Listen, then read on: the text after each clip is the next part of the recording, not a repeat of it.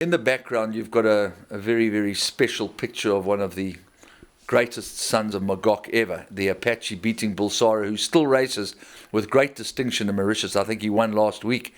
Fond memories for you, and of course a renewal of this big race with two serious horses that could be the exacta in Legislate and of course Futura. Yeah, it's a great race to win at the end of the season. It really is. It's like a little bonus, Group 1 before we close out with the Gold Cup. And yeah, I've done pretty well with that race. And hopefully No Worries can find the back end of quartets or the trifectas. And if on his day, he's a very good horse. That second to Vercingetorix over the course and distance, if he reproduces that, maybe he can come and spoil the apple cart. Yeah, he seems to be so effective from the front. Are those the kind of tactics that you're going to be adopting? Probably not this time again. I think we're going to try and give him a little bit of a chance. We've been using him from the front, and I'm not too sure that from that draw that's going to be the right tactic. We will give Warren a bit of leeway to use his own discretion, but we're probably going to give him a little bit of a chance this time. Would it be fair to say that this particular Champions Cup might be the deciding factor for the Horse of the Year?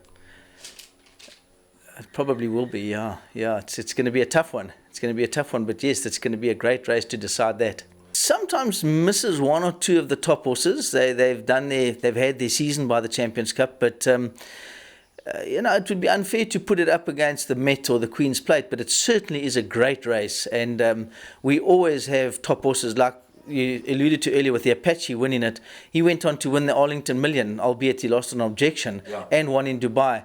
Great horses win this race. It's and this year again we've attracted a fantastic field of horses. So, yeah, it's a great race. In terms of prestige, it doesn't rate with the July and the Met and the Queen's Plate, but certainly the Champions Cup is a fantastic race. Any Group 1 we'll take with open arms.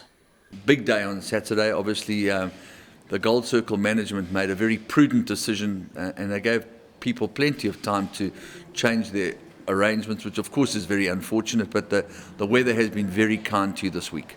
Oh, absolutely. We've had nice weather this week and the tracks have been good. We've been able to work.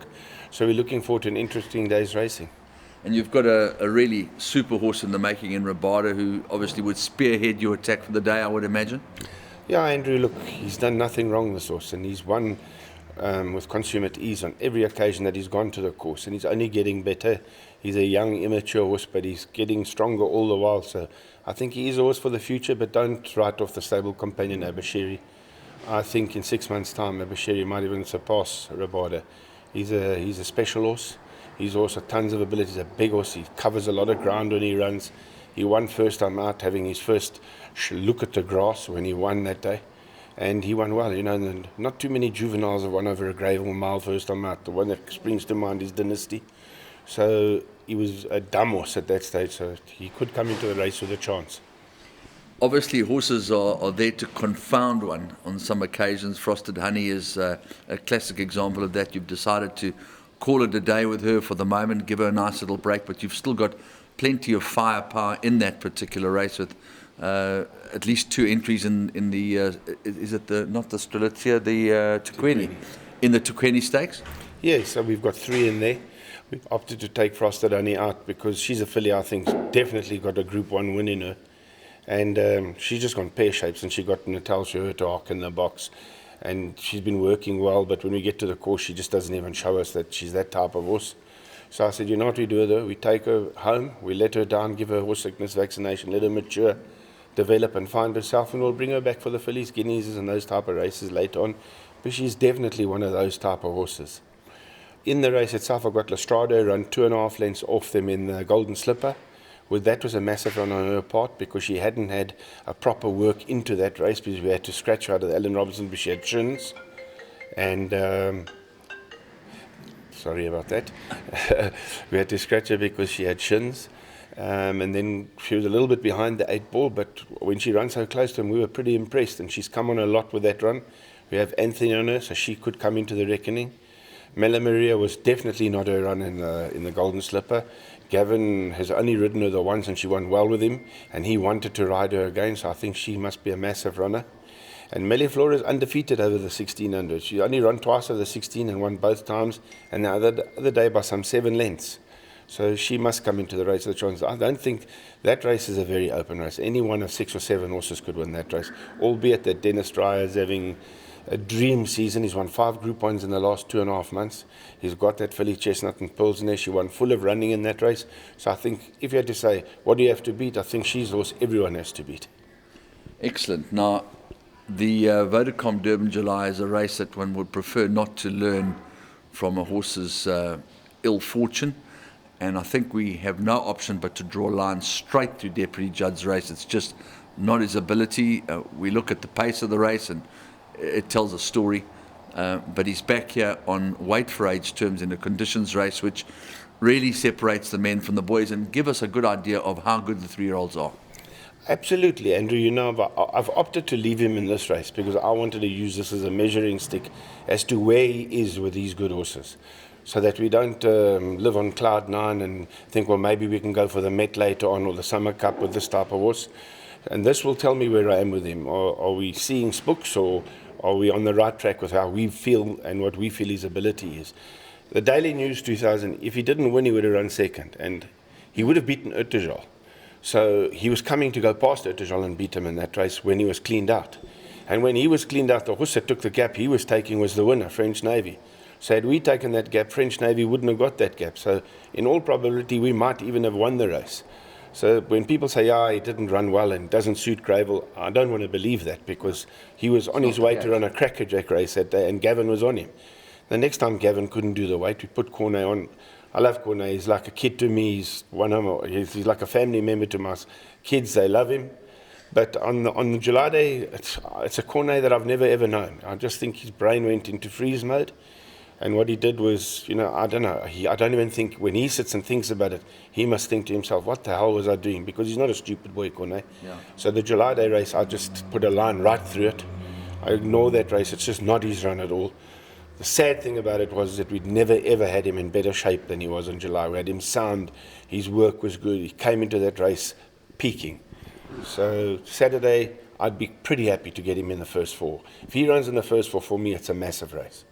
Well, yeah, the disappointing thing about this year's Vodacom Durban July is that French Navy, although he'd had a hard season, he just didn't measure up, and Marjorie was also disappointing, and the 3-year-olds by and large just didn't shape up in this year's Vodacom Durban July as they have in previous years. Yeah, it was a very, very funny race, that race. You know, obviously my horse went like the clappers. Yeah. And then decided to sprint up the hill, so which didn't suit us at all. It was a very, very funny race. I think if they had to run that race 10 times over, you'd get 10 different results. So well done to Dean Kaname. He prepped his horse well for the race. A proper horseman, a master trainer. And he plotted this race for his horse, and it worked out for him. 2 horses that, you know, speaking to people, we've had enough time to dissect this card. The first one that comes to mind is a horse that won very, very well in Joburg last time, and I know you've got a big opinion of Game of Thrones. Yeah, you know, he's won 2 out of his last 3. He won a very, very good race for Ad last time, and Gavin could have ridden any number of 3 or 4 horses in this race, and he opted to stick with Game of Thrones, which is pleasing. He is coming from a deep draw, but he's a horse, and he's having his first race on the poly surface, but he's a horse that only works on the poly surface at home. He doesn't want to work on any of the other tracks. So it's going to be interesting to see how he takes to the racetrack. I think he might be a runner. And then the horse that represents the antithesis of what this game is really all about, Easy Game. Yeah, from your mouth to God's ears, I don't think so. No Easy Game at all. But she's a filly that's done very, very well since she's been down here. She won first time out, and then she ran third. She could have run second. Gav put his hands down. He said he wanted to look after her because that horse of Kanama's went past her. He said he thought it'd break her heart. And he just looked after her for us, and I was happy with that. And then the next start when she ran second to Miss Valicious, who we beat first time here. A couple of days before the race, she stood on a stone coming off the track, and she picked up a bruise, and we had to poultice her feet, and we couldn't work her for 3 or 4 days, and I think that might have told. If she handles a poly surface, she might be the horse to beat. An obvious danger would probably be that horse of Dominic Zaki's very speedy horse. Yeah. But I think ours might just have a little bit too much for her. Just one final generic question. You talk about a horse standing on a stone. How does one circumvent that problem? Is it something that is gradually being taken care of, people picking up stones in the places where they come off the track, or is it just a rare occurrence? You know, Andrew, in this game you get so many rare occurrences. Just the other day I had a horse stretching in the box and he stretched out like, and he stretched his back leg out and locked his stifle. And I was going ballistic. It was just due to run, and within he clicked it back into shape, trotted him up and down, and he was all right. So these horses do these stupid things at times. And you just got to have, this game you've got to have a lot of luck on your side. And if luck is with you, you do well. Anything but an easy game. Absolutely.